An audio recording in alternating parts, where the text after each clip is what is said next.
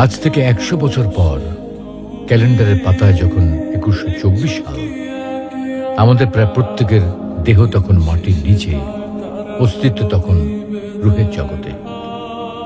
ইতিমধ্যে ফেলে যাওয়া আমাদের সেই সুন্দর বাড়িটা হয়তো পরবর্তী প্রজন্ম ভোগ করছে।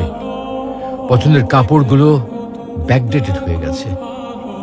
শখের গাড়িটা হয়তো অন্য কেউ চালাচ্ছে, আর আমায় খুব কম জনের স্মরণে রেখেছে, হয়তো কেউ ভাবেও না। হাতে তাদের সময় নেই, যাদের জন্য এত কিছু করতে করতে নিজের জীবনটাই শেষ করে দিয়েছিলাম। আচ্ছা, বাস্তবতার এই জীবনে আপনি আপনার দাদার দাদাকে কতবার স্মরণ করেন? আপনার দাদির কথা আপনি কখনো কি আপনার মনে পড়ে?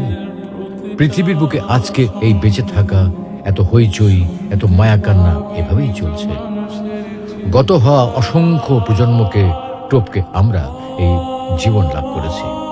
তেমনিভাবে আগামীতে অসংখ্য প্রজন্মের ভিড়ে হারিয়ে যাবে আমাদের এই জীবন।